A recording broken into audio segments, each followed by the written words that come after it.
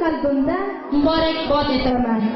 Siz qonuni bilasizmi? Ko'rik tanlovi Xiva jamoa yoshlari Yomonlar jamg'armasi rahbarligi homiyligida tashkil qilindi. Ko'rik tanlovining maqsadi respublikamiz yoshlari o'rtasida huquqiy ta'lim-tarbiyani takomillashtirish, jamiyatda qonun ustuvor bo'lishiga erishish, huquqiy demokratik davlat barpo etishda yoshlarning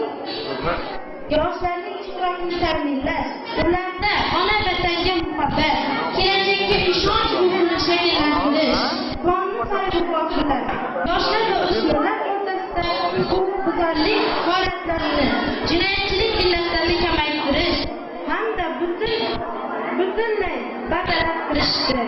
Ko'rik tanlov O'zbekiston Respublikasi Konstitutsiyasi, oliy yig'ilish va mahalliy organlarga saylovlar va saylovlarning huquqlari doirasida o'tkaziladi.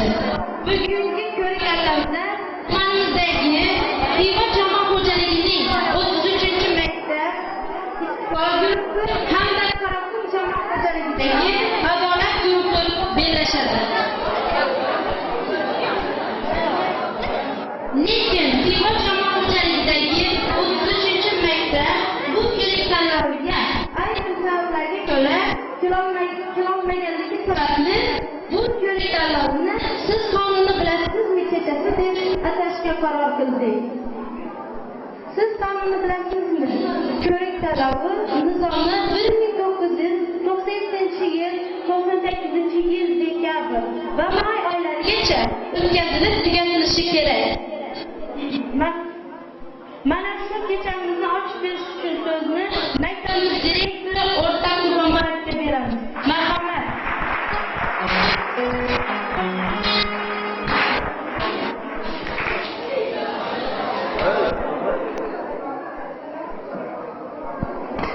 Assalomu alaykum, hurmatli o'quvchilar,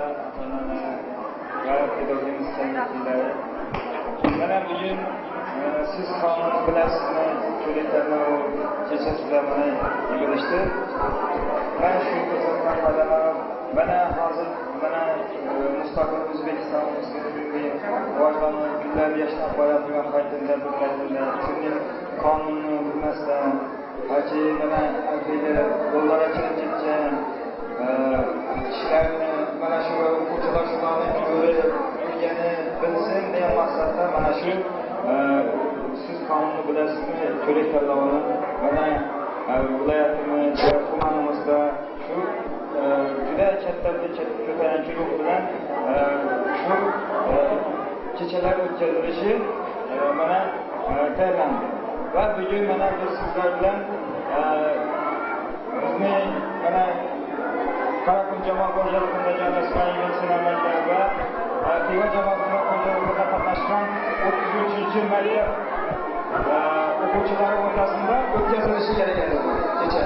Shuning uchun bugun 33-maktab o'quvchilari ayrim savollarga ko'ra qatnashmaganligi uchun mana o'zimiz shu maktabimizni tanlagan o'quvchilari orqali mana shu ko'rik-tanlov kechasini tomosha qilamiz.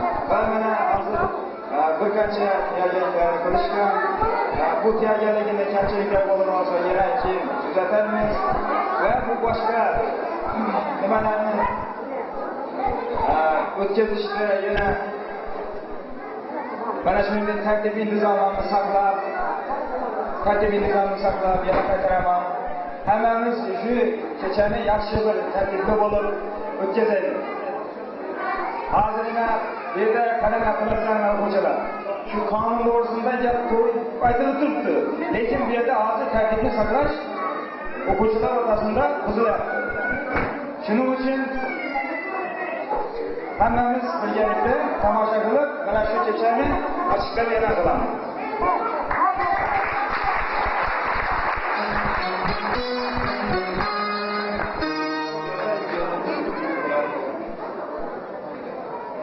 Hurmatli o'quvchilarni qonun to'g'risida gap boryapti bu yerda. Lekin sizlarni bu xatarliklarni qanday bilmay bo'lgan. Jamoat joyida to'xtabini tartib bo'lishi kerak. Kim tartibni buzadigan bo'lsa, men shunday chiqarib beraman, bo'ldimi? Shu o'quvchilarimiz.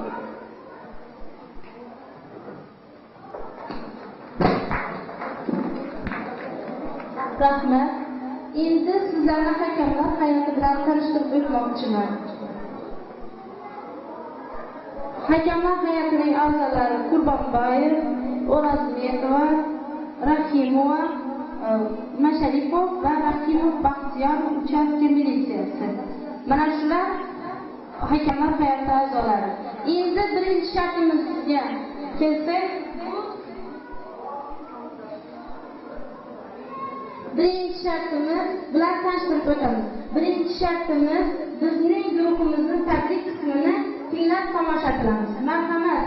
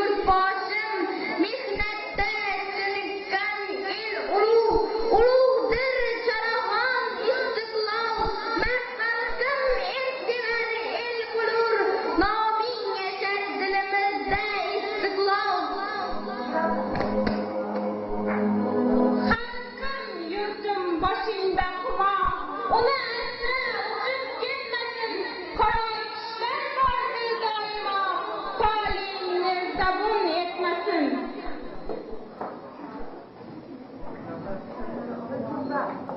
Men kuma ay kuma, nurli boston yegil ay.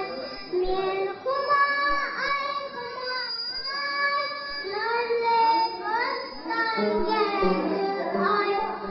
Kelsin taklata, o'zbekimga sadusa.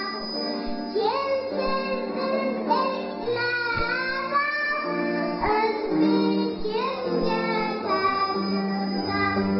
Men kuma ay kuma,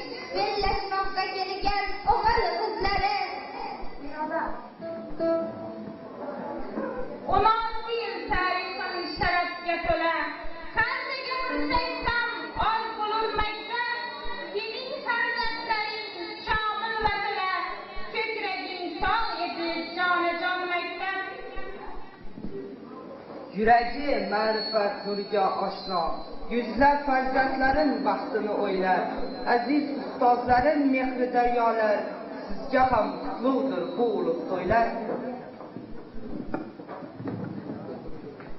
Najmiddin kubrolar yo'qotgan, bashariga ananiydan nurlatgan, odoqdan san'atdan so'z otgan, go'zal balandqiron va bu.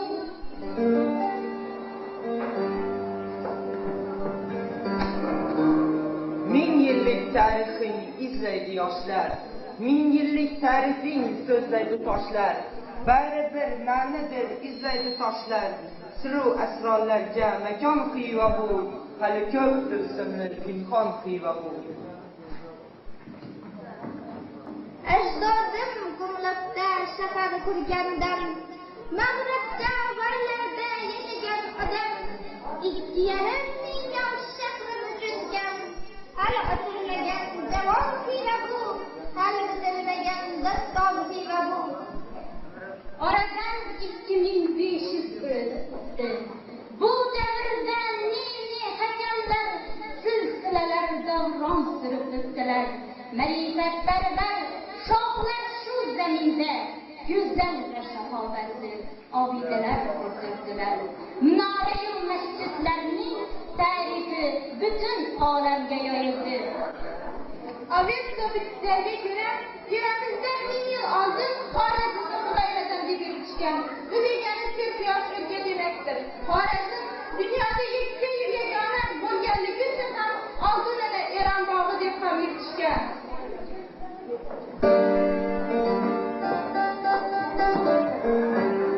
U har satri nur sochib turar, uning har so'zida baxti saodat, yurtimiz fuqarosi ilk huquqiga, baxtimiz qomusi ulug' jafolat. Qonun xalqning xohish irodasidir. Qonunni buzgan, mensimagan odam xalqning yuziga oyoq qo'ygan kishidir. O'z aybiga iqror bo'lmaslik aybni ulg'aytirmoq demakdir. Shunday jinoyat borki, gunohlar qilmaydi. Bu vatanga xiyonatdir. Shahrim o'rtasida gumbaz minora, unda mangulik mashriq diyori, beadab ziyorat aqlim qatori, polvondir muqaddas xalqim var meni, ming bora maqtansa xalqim var meni, ogohli ogohli ruhiyu abad tarafi, ishqinmay baxtingni kuylamon kabi, beadab taqdirim baxtim var meni, ming bora maqtansam haqqim var meni.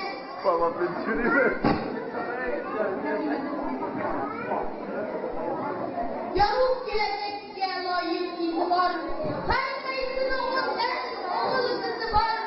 Mehmona dasturxon nomuzi bor, mehmondo'st berfarzand xalqim bor meni, ming bora maqtansam haqqim bor meni. Bu dunyo bir tarozi, yaxshi yomonni o'lchar. Haq o'zi odil qozi, vijdon iymonni o'lchar. Har ishning bor javobi, senga gunoh savobi, jo'shqin bo'l xalq kitobi, o'zi devonni o'lchar. Bizning xalqim jamoat xo'jaligi kun barxanlar orasida joylashgan. 1976-yil Qarsa tumaniga qarashli Al-Xorazmiy jamoat xo'jaligiga qarashli filial bo'lib, aholi soni 6 dan tashkil qilgan. 1972-yilda Qaraqum sovxozi deb yuritildi. Aholi soni 11 taga yetdi. Qaraqum jamoat xo'jaligi paxta va sholi yetishtirishda yuqori o'rinlarni egallab kelmoqda. Bizning Idris nomli maktabimiz ana shu jamoat xo'jaligida joylashgan. 1982-yil 7 ta o'quvchi, 140 ta o'quvchi bilan o'z faoliyatini boshladi. Hozirda 29 ta o'quvchi, 250 ta o'quvchi bo'lib, ular yangi ta'lim tizimi asosida ish olib bormoqdalar.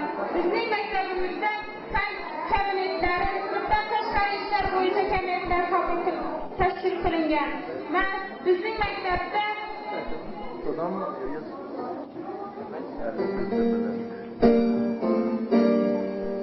Здравствуйте, участники соревнования «Звается удачно».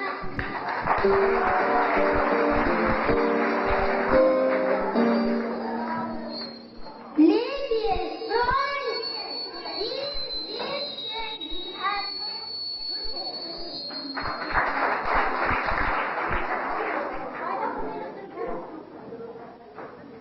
Assalomu alaykum, hurmatli davlat qatnashchilari. Sizlarni bugungi kecha bilan chin qalbimdan tabriklayman.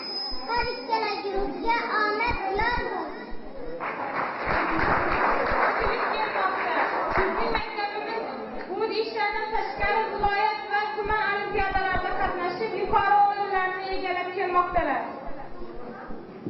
Mehr nuring yog'ar doim, ko'zingizdan ustozlar, yursam deyman shu tabarruk, izingizdan ustozlar, qalbingizda g'ubori, mehribondir shunchalar, quyosh bo'lmish harorati, yuzingizdan ustozlar.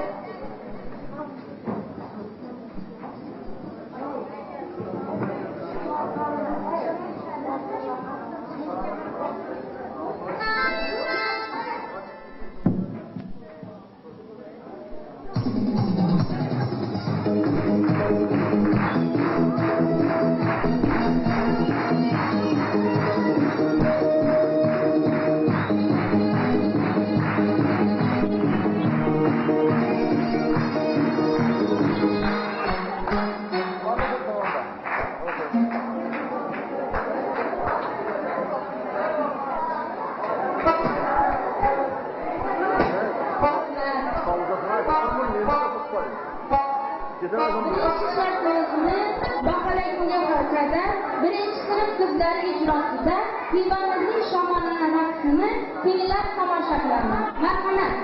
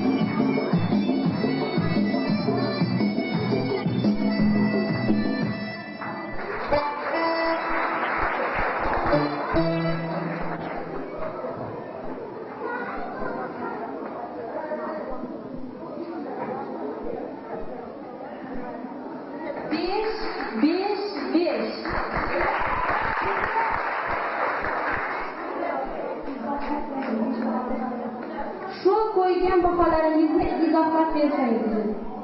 Marhamat.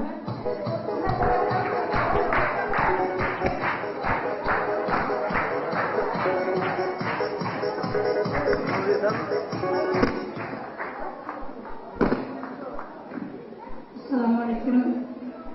Kechamiz qatnashchilari, mana biz yangi ta'lim qonuni asosida O'zbekiston Respublikamizni yangi qonuni asosida maktablararo buyuk tashkil qilindi.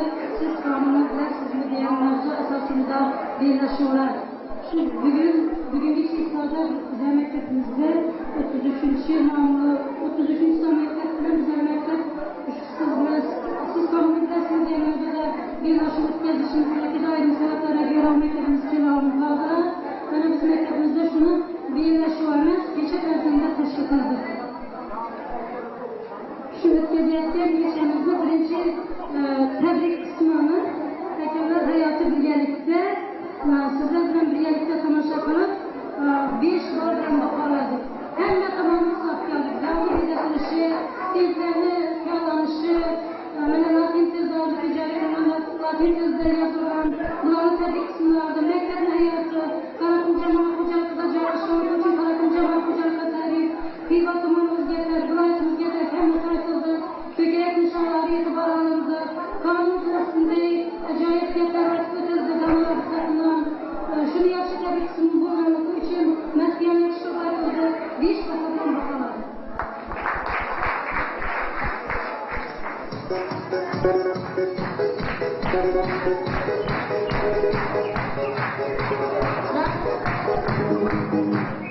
Rahmat. Endi keyingi ikkinchi shartimizga o'tamiz. Bu shartimizda huquqiy belgilar saviyasini aniqlash sharti. Davraga guruhimiz a'zolarini taklif qilamiz.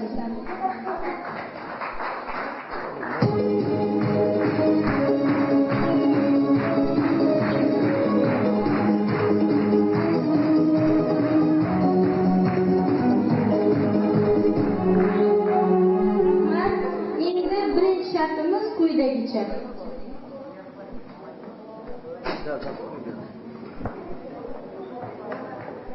Guruhimiz nomini adolat deb atadi. Mana guruhimiz adolat guruhiga quyidagicha savol beramiz. O'zbekiston Respublikasi Prezidenti haqida gapirib berish.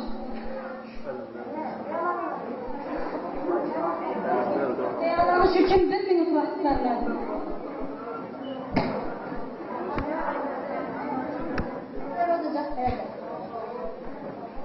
O'zbekiston Respublikasida O'zbekiston Prezidenti davlat va ijro etuvchi hokimiyat organidir.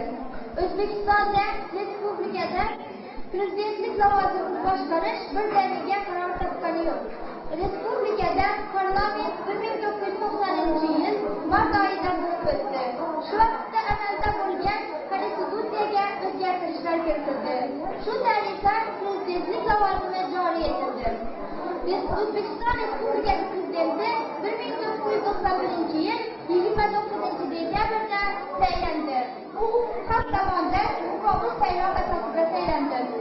O'zbekiston Respublikasi Prezidenti ijro etuvchi hokimiyat organi sifatida ijro etuvchi hokimiyat devoni tuzadi. Vazirlar Mahkamasiga o'zgartirishlar kiritadi. O'zbekiston Respublikasi Prezidentiga 35 yoshdan hurmatligi, davlat tilini yaxshi bilgan, saylovgacha bevosita 10 yil O'zbekiston hududida yashagan a'zo saylanadi. O'zbekiston Respublikasi Prezidenti saylangandan so'ng Oliy Majlis deputatlari xalq tomonidan qasamyod qiladi.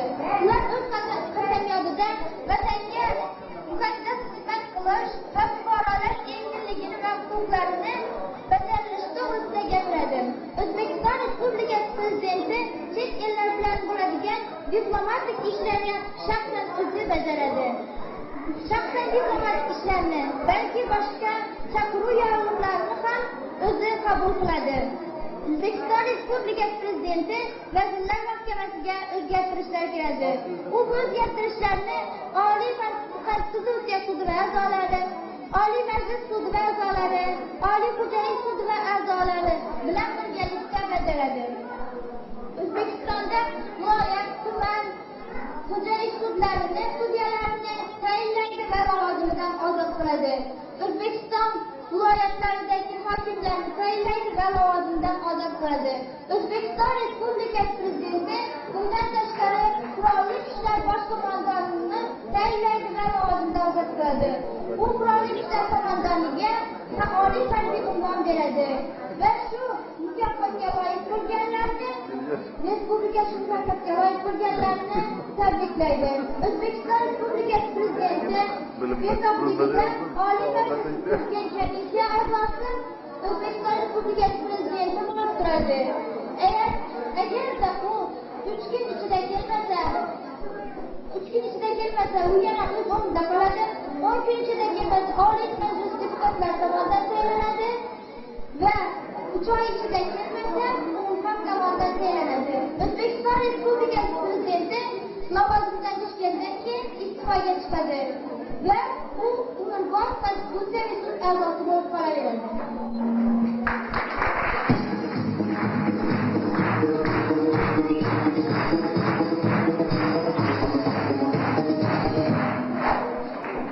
İkinci savolimiz quyidagicha. Ajabat huquqiga quyidagicha savol. O'zbekiston Respublikasi Konstitutsiyasining asosiy prinsiplari nimadan iborat?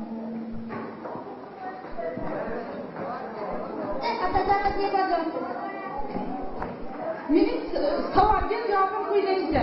O'zbekiston Respublikasining Konstitutsiyasi 1992-yil 8-dekabrda qabul qilingan va bu 6 bab, 18 bo'lim va 126 moddadan iborat. Va uning asosiy prinsiplariga 1-chi, 2-chi, 3-chi, 4-chi bob kiradi. 1-chi bobda davlat prezidenti, 2-chi bobda xalq hokimiyatchiligi, 3-chi bobda Konstitutsiya va qonunning ustunligi, 4-chi bob esa tashqi siyosat va ular o'z ichiga quyidagi moddalarni oladi. O'zbekiston suveren demokratik davlat, O'zbekiston davlatning O'zbekiston Respublikasi va O'zbekiston degan so'zlar bir ma'noni anglatadi. Xalq irodasini ifoda etib, ularning manfaatlariga xizmat qilgan davlat organlari, mansabdor shaxslar va fuqarolar oldida o'rtamasizdirlar. O'zbekiston Respublikasining davlat tili o'zbek tilidir. O'zbekiston Respublikasining konstitutsiya qonunlari asosida tasdiqlangan o'z ramzlariga, ya'ni bayroq, yer mazmunga egadir. O'zbekiston Respublikasida yashovchi fuqarolar tilidan, millatidan qat'iy nazar O'zbekiston fuqarosidirlar. O'zbekiston Respublikasining poytaxti Toshkent shahridir.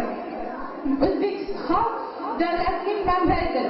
O'zbekiston Konstitutsiyasining qonunlarini hamma birdek tan olishi shart va O'zbekiston Konstitutsiyasining qonunlari O'zbekiston huquq va manfaatlariga zarar yetkazadigan darajada bo'lishi mumkin emas.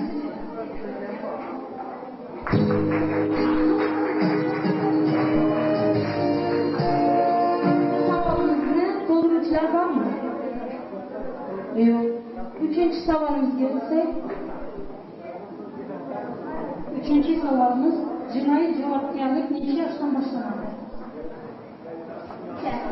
Viloyat to'g'risidagi qonun 1994-yil 22-sentyabrda Oliy Kengashining 16-sessiyasida qabul qilindi. Jinoyat ijtimoiy xo'jalik uchun aybdor va qabul bo'lgan harakat jinoyat deyiladi. Jinoiy javobgarlik odatda 16 yoshdan belgilanadi.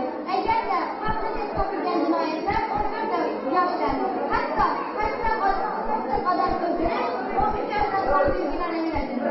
Jinoiy javobgarlikda O'zbekiston Respublikasida quyidagi jinoyat turlaridan jarima, jinoyat qilish, axloqni tuzatish va bu ishlar bo'yicha javobgarlik, ijtimoiy jo'natish, qamoq, odatda mahkum qilish va qilishdir. Jinoiy javobgarlik bir necha bosqichlar bo'linadi. Ularning hammasi jinoyat kodeksiga yozib qo'yiladi.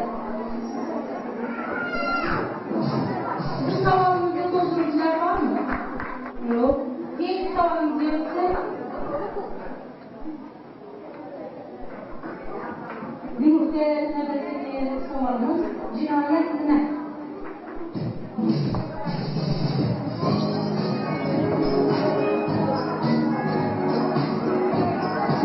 Vaqtimiz tugadi. Marhamat.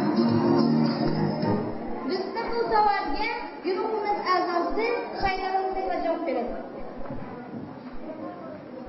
Jinoyat to'g'risidagi qonun 1994-yil 22-sentyabrda Oliy Kengashning 16-sessiyasida qabul qilingan. O'zbekiston Respublikasining Jinoyat to'g'risidagi qonunining asosiy vazifasi shaxsni, uning huquqlari va erkinliklarini, jamiyat va davlatni, mulkni, tabiiy resurslarni, tinchlikni, inson xavfsizligini tajovuzdan himoya qilish hamda fuqarolarni konstitutsiya va qonunlarga rioya qilish ruhida tarbiyalashdan iboratdir. Bu vazifalar quyidagi prinsiplar asosida amalga oshadi. Qonuniylik, fuqarolarning qonun oldidagi tengligi, demokratiya, insonparvarlik, haqqoniylik, aybli javobgarlik, jazolanish shartligidir. O'zbekiston hududida jinoyat sodir etgan shaxs O'zbekiston Respublikasining kodeksiga binoan javobgarlikka tortiladi.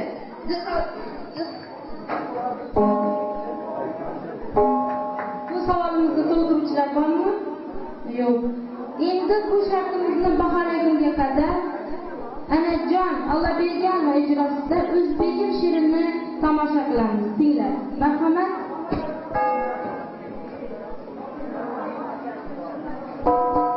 Mustaqil diyorim hur O'zbekiston, sha'ningga aylanib senga sharafshon. O'g'lingni, qizingni dilini yorug', chunki biz O'zbekning sening farzanding. O'zligim tanidim 6 yil bo'ldi, xastalar topdi, xalq obod bo'ldi. Kelajak bizniki, o'zbeklik ulki. Ulkingni mahkamroq ushla O'zbegim. O'zganing barqaror o'tsin hayot. Nurli quloling chollaydi seni. O'qi, bilim ol, hunar tanlasin. O'zliging nomini yurg'izib olma. Olg'a yur, yurt ichra doimo olg'a. O'rningni egalla sen o'zingga. Noming azizdir, o'tmishing ulug'. O'zligim tanigan aziz O'zbegim. Bobolarni yor qo'llasin mudom. Allohim qo'llasin endi murodga. Baxtiyor onlari doimo tursin. O'zbegim dovug'i el aro yursin. Rahmat. Endi ikkinchi shartimizni baholash uchun so'zni hakamlar hay'atiga bersak. Marhamat.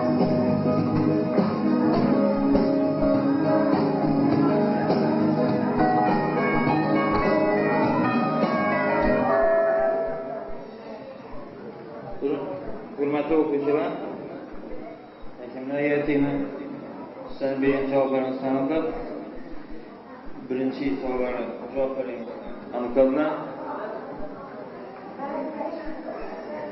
İkinci savol ham to'liq javob berilgan 5 baho aniqladi. Uchinchi savol kamchilik savollarni sababli 4 baho bo'ldi. To'rtinchi savolga Ahmad Risotovdan 5 baho bo'ldi.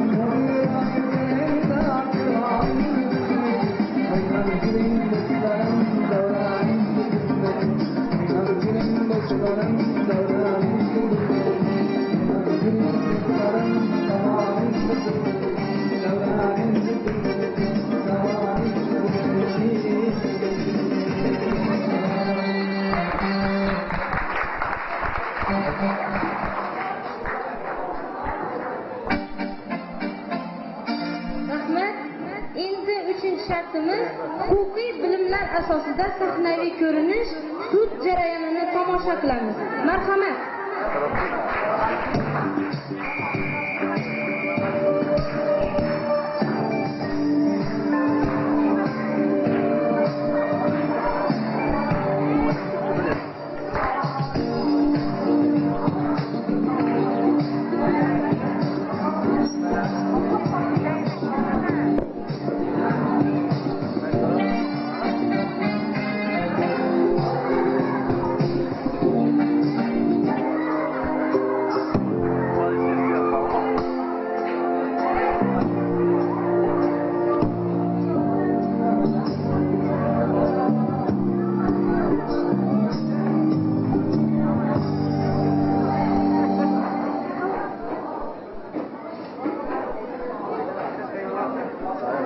O'rningizdan turinglar, sud keldi.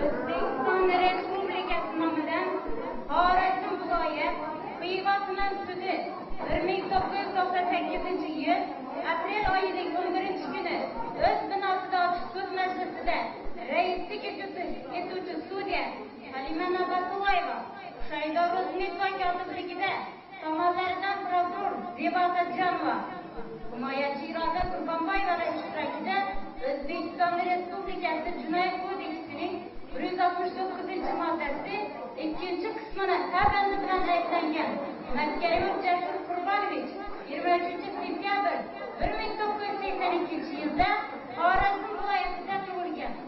Millati o'zbek. O'zbekiston Respublikasi fuqarosi, tarbiyasiz, ma'lumoti to'g'risiz, o'rta muqaddam so'zlanmagan, ishlamaydi va o'qimaydi. Harbiy xizmatga majbur emas. Xorazm viloyati Xiva tuman Paxlavon Mahmud jamoat xo'jaligida 8-brigadasida istiqomat qiladi. Ish bo'yicha munosib sud asborda bo'lish haqidagi tilxat orqali ochiqda 109-sonli jinoyat ishini ko'rib chiqdi.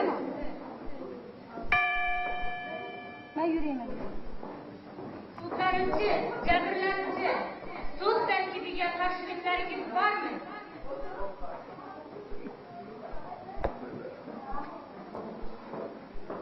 Jinoyatchi, sizni o'zingizga yarasha qonuniy huquqlaringiz bor. Jinoyat protsessual kodeksining 46-moddasida ko'rsatib o'tilgan jabrlanuvchi sizni ham O'zbekiston Respublikasi protsessual kodeksining 57-moddasida ko'rsatilgan qonuniy huquqlaringiz bor. Tushundingizlarmi?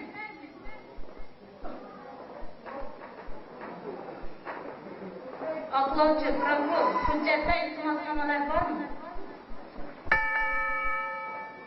Qo'shimchalar bormi? Prokuror savollariga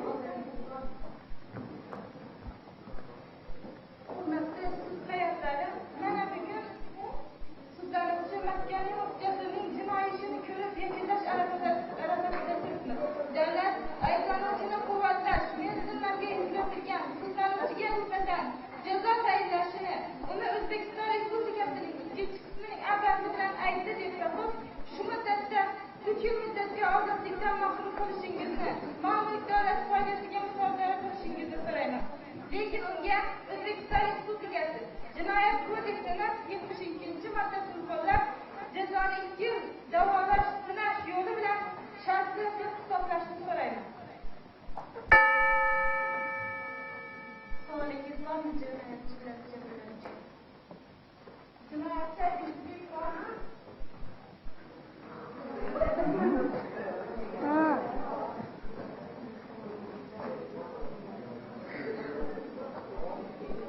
Jabrlanuvchi bo'lgan voqeani aytib bersangiz.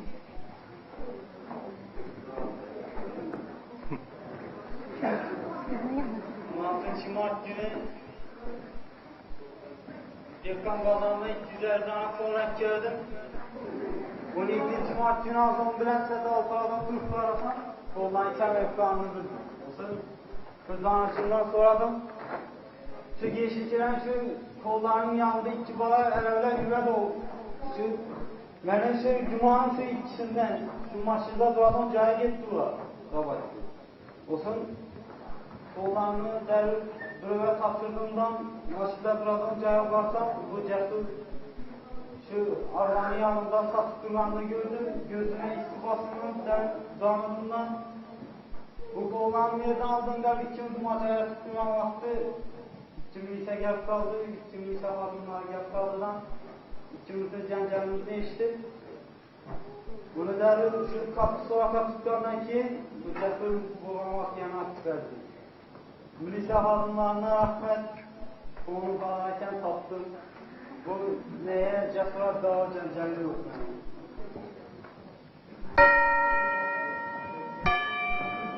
Advokat, cebrleniciler sizden çıkıyor.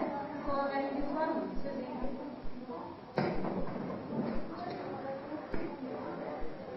Hurmatli sud hayati, mana bugun biz O'zbekiston Respublikasining Jinoyat kodeksining 1169-modda A bandi bilan ayblanayotgan Makka o'quvchisiga nisbatan jinoiy ishni ko'rib chiqish uchun 197 yosh arafasida turibmiz. Mening himoyam ostidagi sudlanuvchi Makka o'quvchisiga nisbatan jazo tayinlashda uning aybiga iqrorligini, qilgan ishidan pushaymonligini, voyaga yetmaganligini, yoshini e'tiborga olib, qamoq bilan bog'liq bo'lmagan yengilroq jazo berishingizni iltimos qilaman.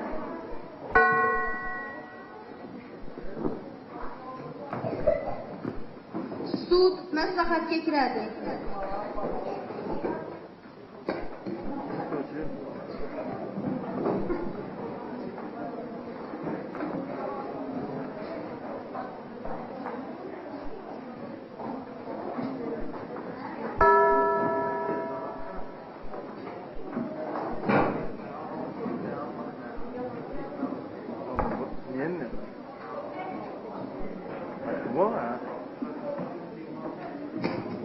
Sudlanuvchi Mahkamah Jasurbek Qurbonovich O'zbekiston Respublikasi Jinoyat kodeksining 169-moddasi 2-qismini A bandi bilan ko'rsatilgan jinoyatni sodir etganlikda aybli deb topilsin va shu qonunga asosan mol-mulki musodara qilinmay 3 yil muddatga ozodlikdan mahrum qilinsin. Unga O'zbekiston Respublikasi Jinoyat kodeksining 72-moddasini qo'llanib jazoni 2 yil muddat davomida sinash yo'li bilan shartli hisoblansin. Ehtiyot chorasi hukm qonuniy kuchga kirgunga qadarli aslicha qoldirilsin. Mahkum Matkarov Jasurbek Qurbonovichning yashash joyi o'zgarsa, bu haqda uning huquqi ustidan nazorat olib boruvchi organga xabar berib turish majburiyati yuklatilsin. Unga sinov muddati davomida hukm shartlarini buzgan taqdirda O'zbekiston Respublikasi Jinoyat kodeksining 72-moddasining 6 va 8 qismlarida ko'rsatilgan oqibatlar yuzaga kelishi mumkinligini tushuntirilsin. Hukmdan norozi tomon 10 kun muddat ichida ushbu sud orqali Xorazm viloyati sudiga shikoyat va protest keltirishlari mumkin. So'nggi so'zni jinoyatchidan eshitamiz.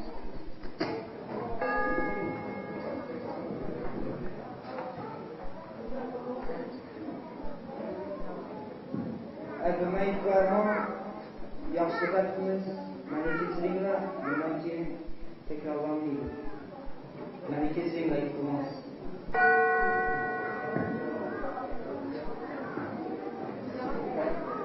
Sud o'z ishini yakunladi.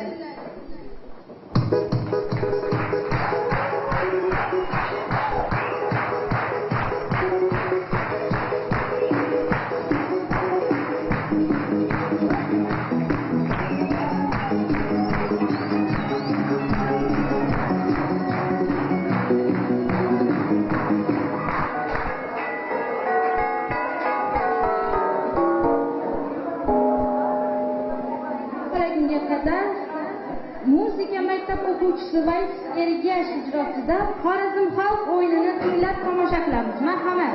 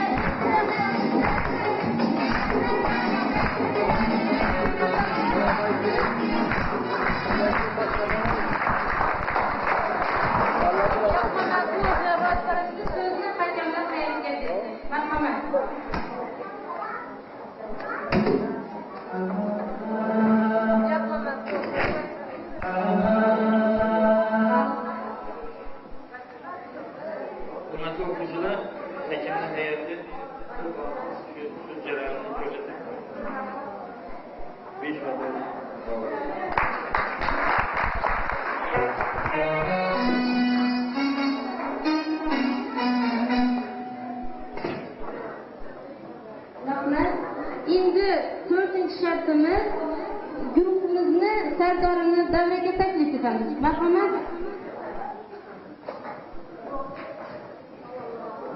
Sardorimizga savollarimiz quyidagicha.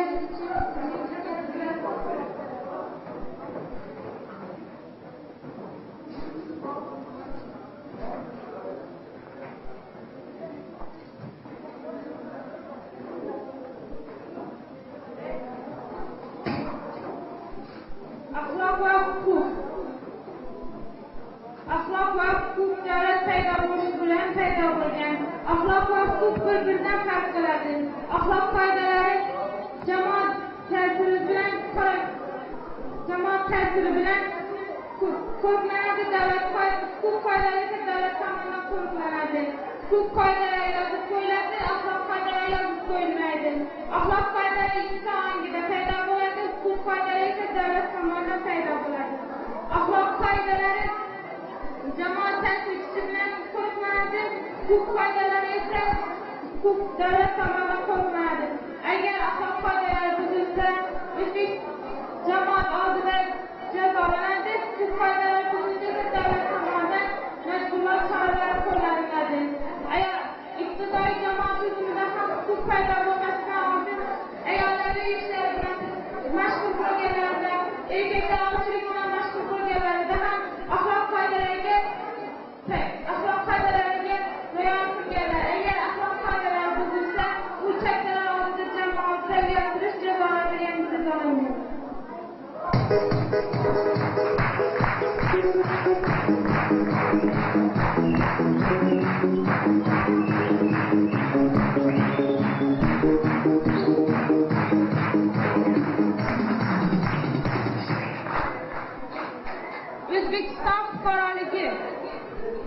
O'zbekiston fuqaroligi 1992-yilda qabul qilingan. U Konstitutsiyaning 2-bo'limida belgilab qo'yilgan. Fuqarolikka, masalan, chet elda yashab turib, oldin O'zbekistonda yashab turib, keyin chet elga ko'chib ketganlar ham bolalari O'zbekiston Respublikasining fuqarosi hisoblanadi.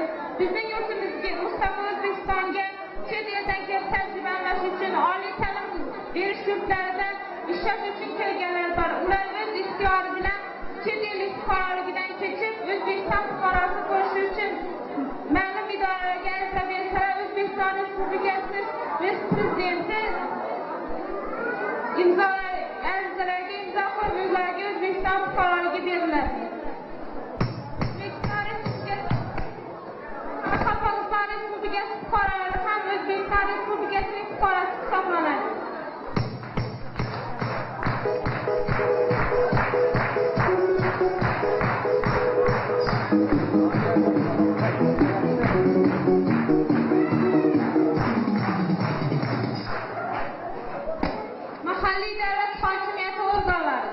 Mahalliy davlat hokimiyati organlariga xalq hokimiyati vakolatlari, hokimlar va ularning vakolatlari, fuqarolar o'zini boshqarish organlari kiradi. Mahalliy davlat organlari fuqarolarning mahallasi, ovulli, shaharchalarda fuqarolarning ijtimoiy jamoaligini tayinlash, jinoiy ishlarni oldini olish bo'yicha ish olib boradilar. O'zbekiston Respublikasining mahalliy davlat hokimiyati organlari hokimlari 2,5 yil muddatga tayinlanib, ular O'zbekiston Respublikasi Prezidenti tomonidan tayinlanadi. Ular 2,5 muddatgacha ishlab, keyinchalik qaytadan saylanishi mumkin emas. Hech bir deputatlar 2 marta saylanishi mumkin emas.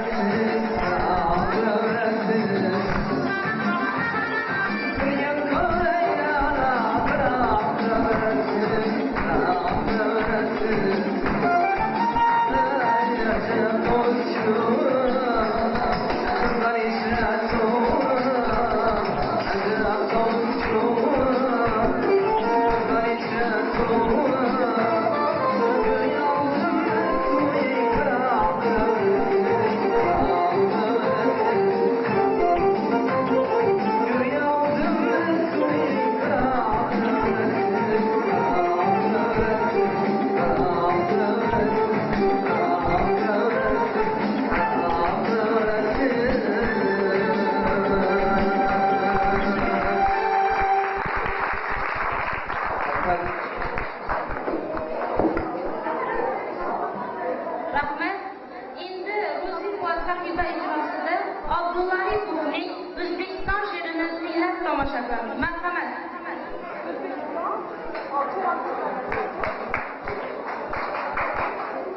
Yurtdim senga she'ri bitdim bukun. Qiyosimni topmadim asbob. Shoirlar bor o'z yurtim butun. Olam aro atagan tanho. Ular she'r ushkun giron. Qanotida kunish yori.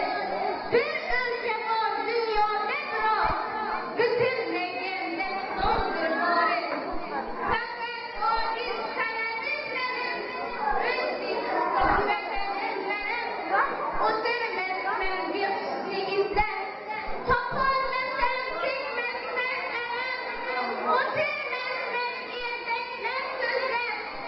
Musofoting yonmasman qalam.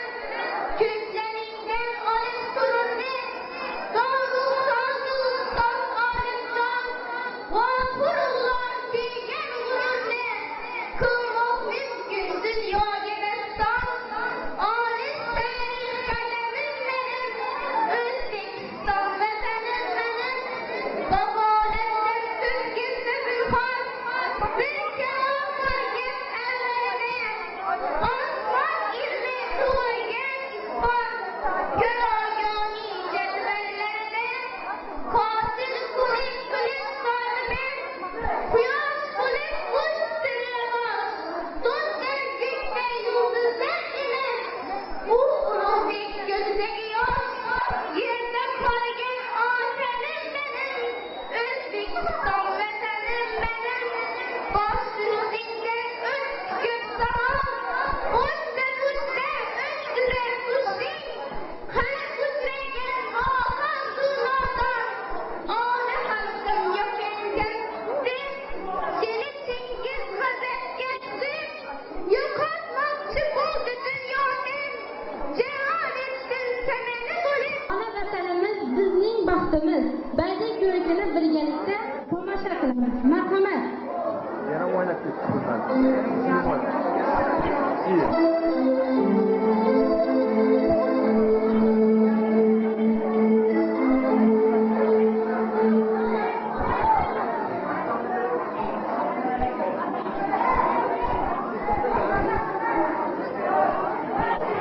Ayakta bo'lmasam, bu vatan menimni chaqib bitadi.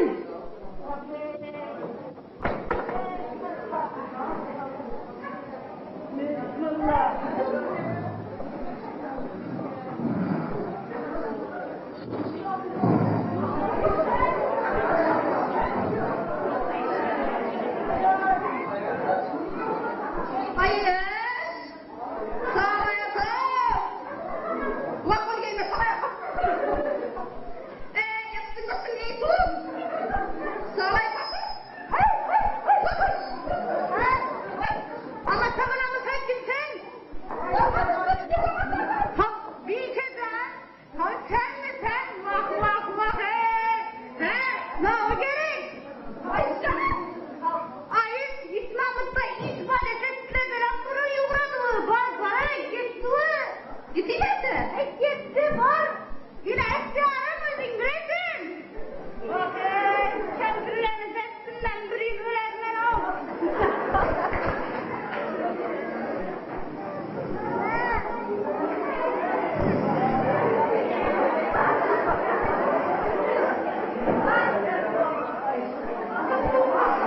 Gözlerin çenem ortasına. Neyse. Doğru parayı da şunu alayım. Yükseltin. Oh oh bir elbette elbette.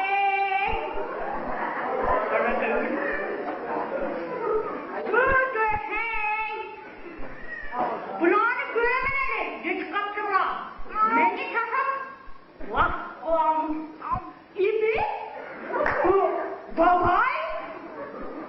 Ne ağzını çocuğa vereyim. Kim göremez var.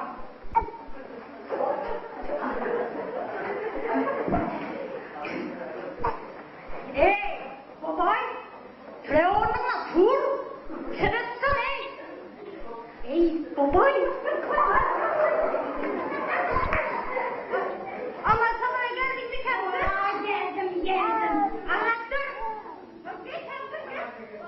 Oğlum benim buna sana. Oy kendi. Ama sana bari geldin mi? Niye bana ey? He? Ne? Taşın git tutup. Beni işten ileride, sen girirsen düşse.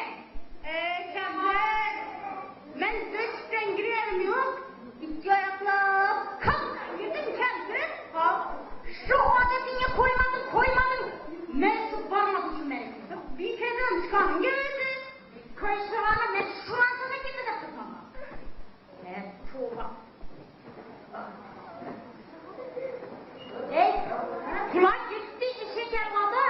Ben kalmam. Ayız. Karenme. Ben bu işe gelmedi gitken olsa ben senin Mercedes'ime Mercedes'ime sürekli bakar Mercedes'in bakar. Ayız. Kırdık ete git çürük. Dur gibi. Koy şu toyunu. O karakumda bizim sana bir mektep var eken. Kızıl kumlu törde. Mektep var eken ku. Havan derdi diye mi? Sulu mektebi var eken. Havan değil mi? Havan kızım. Dön güneş badene. Okuturan benim köyüklerle. Dur. Kendi. Ayız. Ben sana açtım da. Ben öldüreyim yanına benim. Yanına görev kaptın mı zaten ha? Belki sağlam kurlayayım. Görev. Körükten lo. Şimdi demitendir. Körükten lo demitenmez. Ben oyladım ha. Yanına öldürüp benim yan gürlerim. Sana kutluk sizden. Havakta dur. Sana doğalan değildi. Şimdi mi? Kempir. Şuna vermeyince zeren yok. Katan kalktı. Çıkılmış gerek lan. Babamın kadarını kalmış gerek. Ayız. Ne yapayım? Şuna gitken buza toy merekeye. Ben senin Mercedes'imde. Körük tarlama gitmesem bulmayayım mı? Yürü yapsın. Koyuna git. Git kese yürü.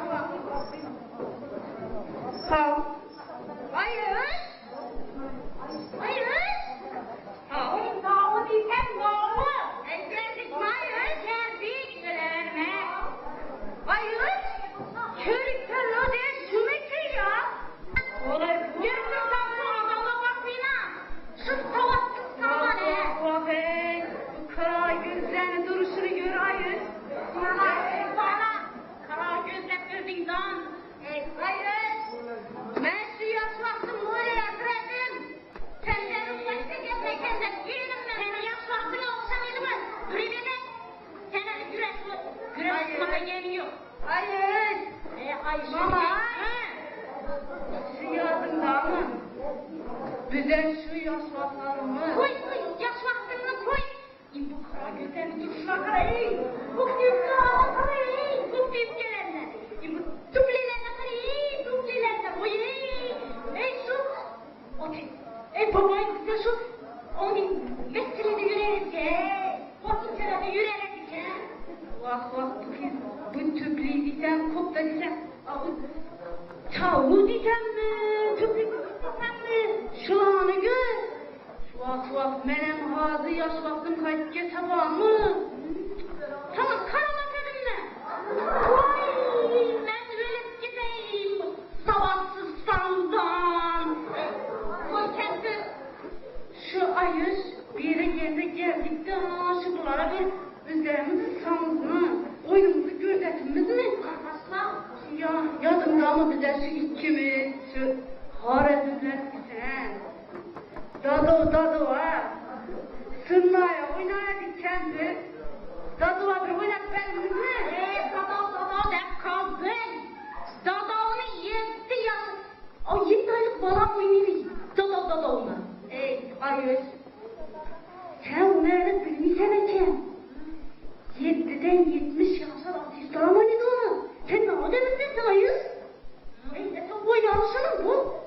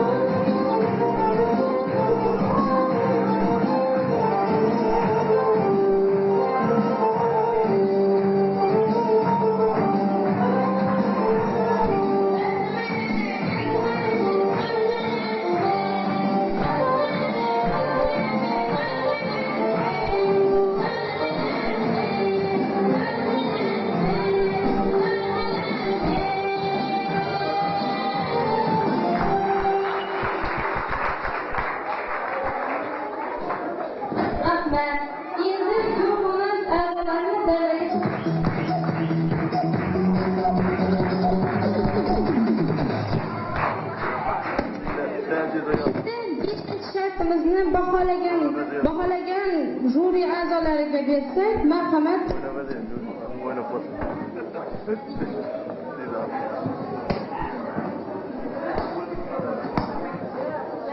Kecha qatnashchilari va nihoyat oxirgi shartimiz badiiy ko'rik qismi edi. Mana sizlar bilan tomosha qildik. Bu ko'rik qismimizda milliyligimizni, milliy qadriyatlarimizni tiyayotgan 21-asr bosarida turibmiz. Mana 5-chi shartimizda adolat guruhi qatnashchilari ota-ona baxtimiz mavzuida ajoyib bir ko'rinish tayyorladilar. Hammamiz birlikda tomosha qildik. Hakamlar hay'ati birgalikda 5 baho bilan baholadi.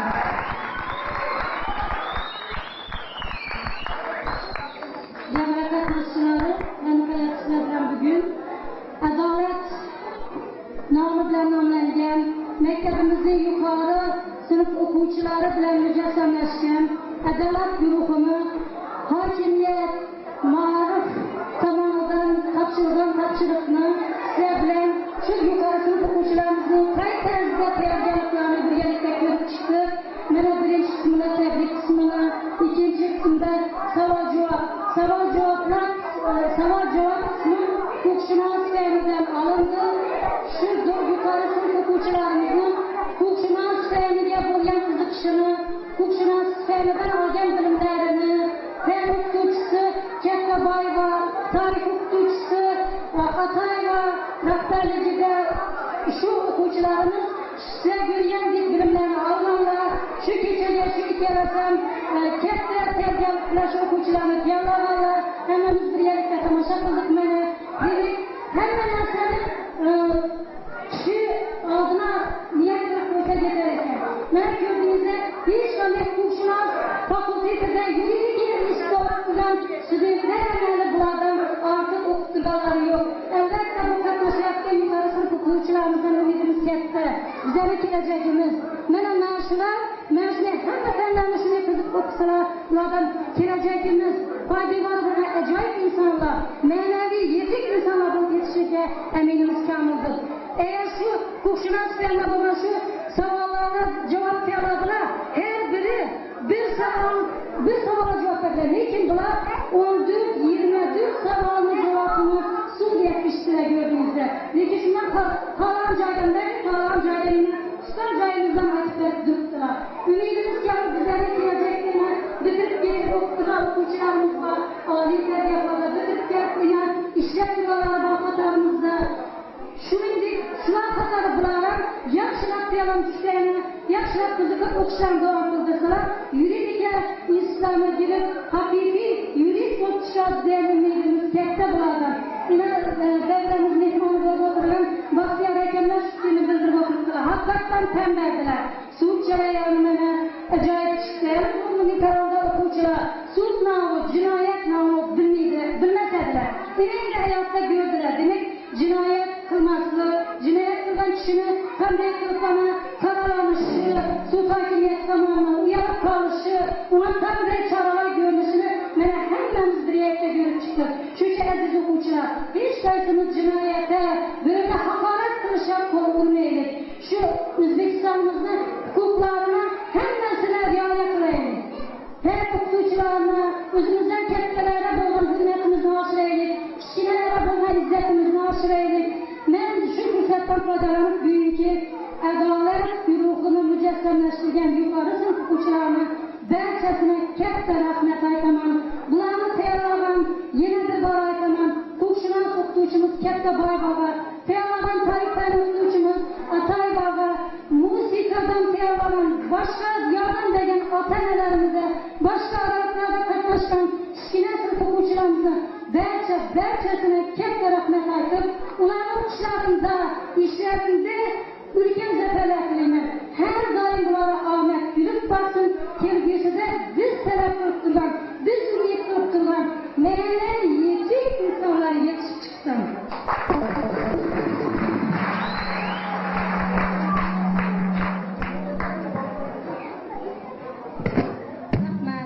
Bugungi mavzu kechamizga maktabimizning yuqori sinf o'quvchilari mana shu kechamizni maromiga yetkazib, sizlarga madaniy ozuqa berganliklari uchun bularga sog' salomatlik tilaymiz. O'qish va ishlarda omadlari yor bo'lsin.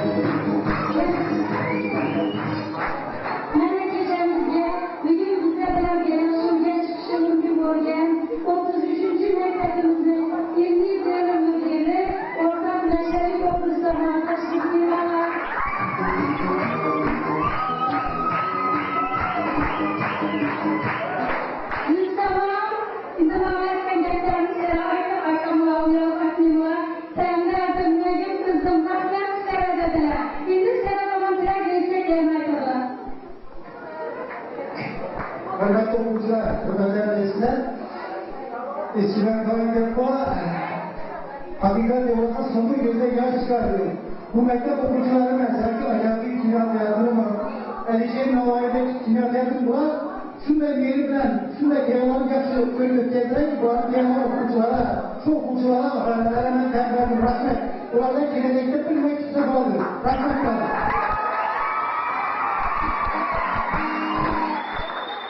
O'quvchilar, mana hozir sirk tomoshalari bo'yicha mana yurib sirkchilar kelishdi.